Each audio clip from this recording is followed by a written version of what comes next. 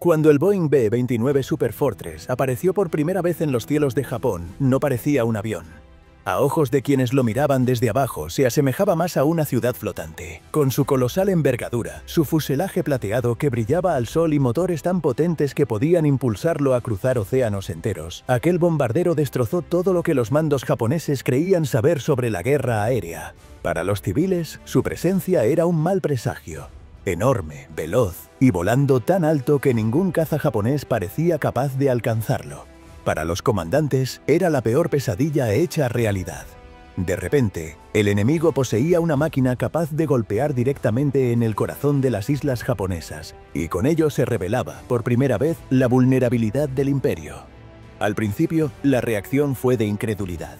Cuando los primeros B-29 sobrevolaron Asia en el año 1944, los aviadores japoneses quedaron desconcertados. Desde tierra, su silueta parecía irreal, como un gigante metálico flotando sobre las nubes. Su envergadura de más de 40 metros, prácticamente lo que mide un campo de fútbol, lo convertía en algo nunca visto. Comparado con los B-17 o B-24 a los que Japón se había enfrentado antes, el Super Fortress jugaba en otra liga.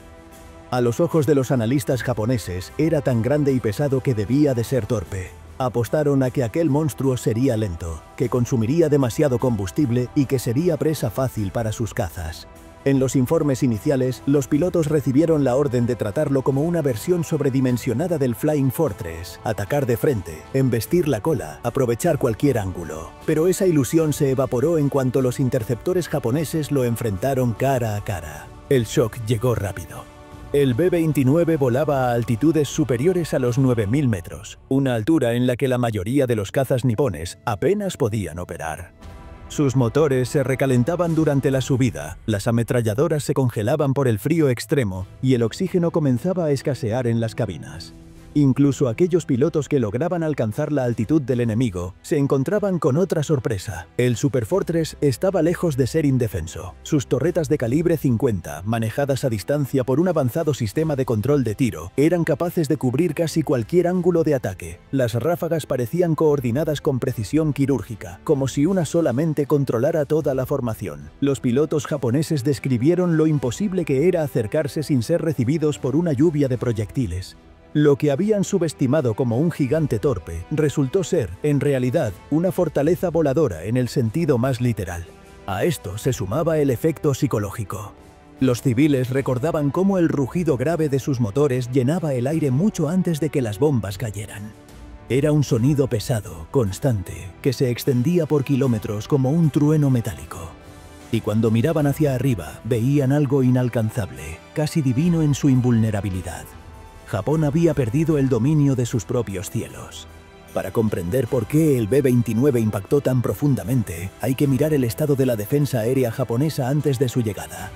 Entre 1942 y 1943, Japón había basado toda su estrategia en interceptar bombarderos de medio alcance y en combates aéreos rápidos y decisivos. El Mitsubishi A6M0 y el Nakajima Ki-43 Hayabusa eran ágiles, livianos, perfectos para un estilo de combate basado en maniobras cerradas y duelos individuales. Contra aparatos como el B-25 Mitchell o los pocos B-17 que se cruzaban en el Pacífico, esa fórmula había funcionado.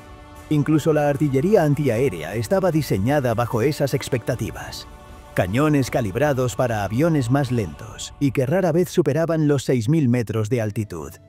Pero para el año 1944, esa doctrina estaba resquebrajándose. La escasez de combustible había reducido los programas de entrenamiento, dejando a jóvenes pilotos con pocas horas de vuelo real. El radar era limitado y fallaba en dar alertas tempranas, mientras las baterías antiaéreas desperdiciaban munición disparando a ciegas contra objetivos invisibles. A pesar de todo, los altos mandos seguían confiando en que la valentía de sus pilotos y la agresividad de sus tácticas serían suficientes. Pero la llegada del Super Fortress pulverizó esa idea. En vez de volar bajo y lento, lo hacía alto y rápido, alcanzando velocidades superiores a 560 km por hora. Su motor turboalimentado lo colocaba en una categoría completamente distinta. Para los cazas japoneses como el Ki-44 Shoki, subir hasta la altitud de interceptación significaba llevar los motores al límite del colapso. Muchos aviones se quedaban sin combustible incluso antes de llegar a disparar. Y aquellos que conseguían acercarse sufrían una mortandad brutal ante las defensas coordinadas del bombardero. La artillería antiaérea tampoco podía hacer nada. Los cañones de 75 y 88 milímetros explotaban a miles de metros por debajo, demasiado lejos para tocar a los intrusos. Ingenieros japoneses intentaron desesperadamente diseñar armas de mayor alcance, pero las carencias de acero, explosivos y personal entrenado hicieron que sus esfuerzos se quedaran en papel o en prototipos incompletos.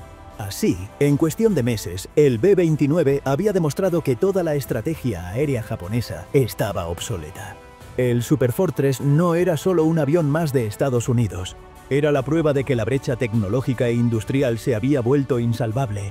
Japón, que durante años se había enorgullecido de sus cazas ligeros y su doctrina de sacrificio, se enfrentaba ahora a una máquina que anulaba esas virtudes por completo. Y lo más inquietante era que los informes seguían acumulándose. Cada misión mostraba que el B-29 no solo volaba más alto y más rápido, sino que también llegaba más lejos. Con un radio de combate superior a los 2.400 kilómetros, podía despegar desde bases lejanas y aún así alcanzar las principales ciudades japonesas. Lugares que se habían creído seguros, como Tokio, Nagoya u Osaka, estaban de pronto al alcance de la mano. El golpe psicológico fue devastador. Los pilotos japoneses que regresaban de sus misiones contaban siempre lo mismo. Los bombarderos entraban con calma, soltaban sus cargas con precisión y se retiraban con mínimas pérdidas. Las ráfagas de la artillería antiaérea explotaban inútiles en el vacío, y las escuadrillas de interceptores regresaban destrozadas, sin haber logrado más que rasguños en las formaciones enemigas. La población civil tampoco pudo ignorarlo. El simple hecho de ver aquellos colosos metálicos surcando el cielo, brillando bajo el sol y volando demasiado alto para ser alcanzados, generaba una sensación de impotencia total. No eran ataques esporádicos, no eran sustos pasajeros. Eran máquinas sistemáticas, disciplinadas y constantes, que convertían la guerra en una amenaza cotidiana para la gente común. En este punto, el Imperio japonés entendió que estaba ante un enemigo que jugaba bajo reglas completamente nuevas. El Superfortress no era un adversario temporal, era un arma de otra era. Suscríbete si te gusta el video, porque lo que viene a continuación revela hasta qué punto este bombardero cambió el curso de la guerra y la percepción que Japón tenía de su propia invulnerabilidad. A medida que los servicios de inteligencia japoneses reunían más datos sobre el B-29, la incredulidad se transformaba en alarma. Documentos capturados y observaciones de pilotos pintaban la imagen de un avión que parecía adelantado varios años a cualquier cosa que Japón pudiera fabricar. Los informes eran claros. 4 motores Bright R3350, cada uno con turbocompresores, le otorgaban una combinación de potencia y eficiencia imposible de igualar. Podía trepar hasta altitudes que rozaban los 10.000 metros y mantener velocidades superiores a los 560 km por hora. Para los japoneses, acostumbrados a aviones con prestaciones mucho más modestas, aquello era casi ciencia ficción. Pero lo que más sorprendió fue su alcance. Con un radio de combate superior a los 2.400 kilómetros, el Superfortress podía despegar desde bases remotas y aún así descargar toneladas de bombas sobre el corazón de Japón. La distancia, ese escudo natural en el que los estrategas japoneses habían confiado durante años, quedaba anulada de golpe. Ciudades enteras que antes parecían intocables estaban de pronto al alcance de la mano. Y como si eso fuera poco, el B-29 introducía algo que los japoneses apenas podían imaginar: cabinas presurizadas. Mientras los pilotos nipones luchaban contra la falta de oxígeno y el agotamiento en vuelos de gran altitud, las tripulaciones estadounidenses operaban cómodamente, sin mascarillas, con mayor resistencia y concentración. Esa diferencia marcaba un contraste brutal en cada enfrentamiento. La capacidad ofensiva también era descomunal. El Superfortress podía cargar hasta 9 toneladas de bombas, casi el doble de lo que cualquier bombardero japonés podía transportar. A ojos de los analistas nipones, no se trataba de un simple avión, era un arsenal volador. Y lo peor era que iba escoltado por una tecnología defensiva inédita. Sus torretas controladas a distancia, dirigidas por un sistema de tiro centralizado, formaban un paraguas letal que cubría cada ángulo de ataque. Los pilotos japoneses que intentaban aproximarse por la cola descubrían que no enfrentaban a un solo artillero, sino a varios cañones coordinados que disparaban ráfagas en perfecta sincronía. Los ataques frontales eran suicidas y los laterales casi imposibles. La consecuencia inmediata fue un aumento dramático de bajas en las filas de los interceptores japoneses. Cada misión terminaba con escuadrillas diezmadas, lo que erosionaba aún más una fuerza aérea ya debilitada por la escasez de pilotos experimentados. El golpe definitivo llegó en junio de 1944, cuando los B-29 lanzaron su primer ataque directo contra las islas japonesas. El objetivo fue la acería de Yawata, en Kyushu.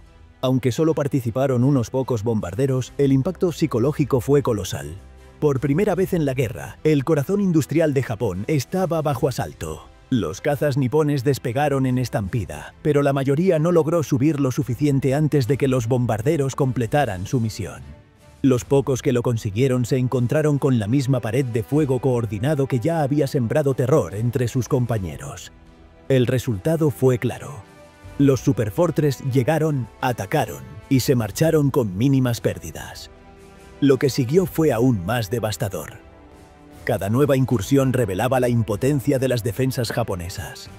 Las baterías antiaéreas disparaban miles de proyectiles solo para ver cómo explotaban inútilmente a kilómetros de distancia, por debajo de los bombarderos.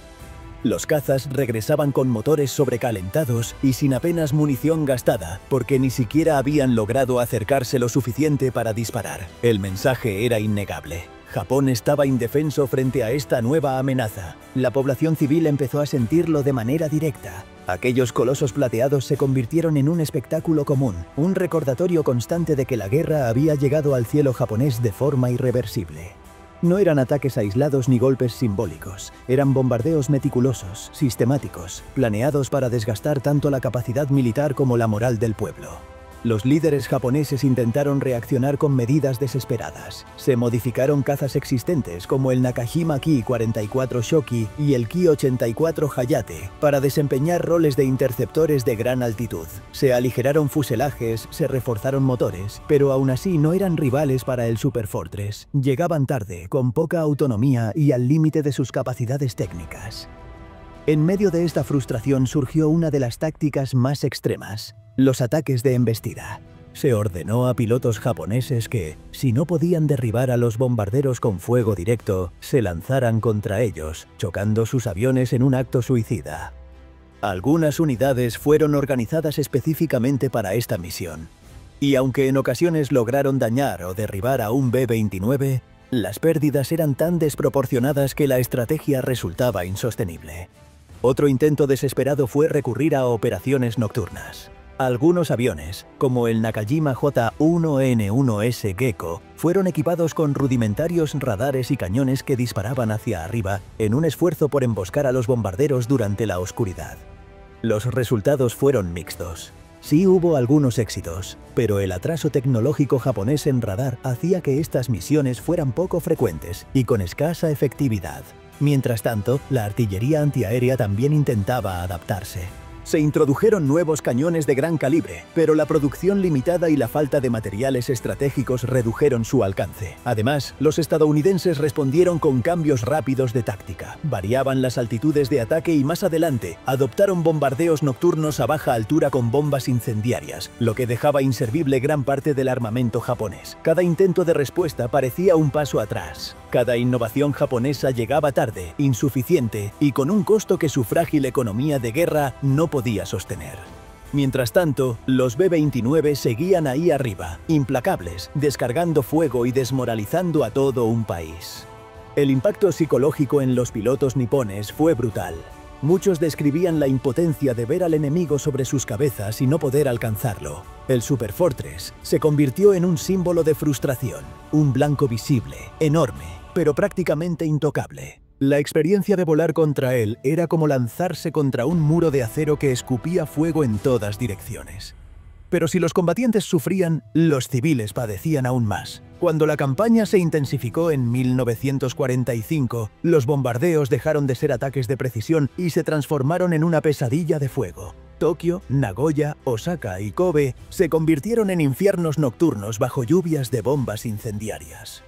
Los sobrevivientes recordaban el rugido inconfundible de los motores del B-29, seguido por un resplandor infernal que consumía barrios enteros. Familias completas huyendo en la oscuridad, el aire ardiendo, los techos de madera transformados en hogueras incontrolables. La población empezó a vivir con un miedo constante, un miedo que no daba tregua. Para la sociedad japonesa, el zumbido profundo del Superfortress se volvió un sinónimo de muerte. Ya no se trataba de esperar victorias o confiar en milagros. Poco a poco se instaló la certeza de que la derrota no era una posibilidad remota, sino una realidad inevitable. Japón, orgulloso de su espíritu de sacrificio y disciplina, se encontraba frente a un enemigo que no podía derrotar con valor ni con tácticas heroicas.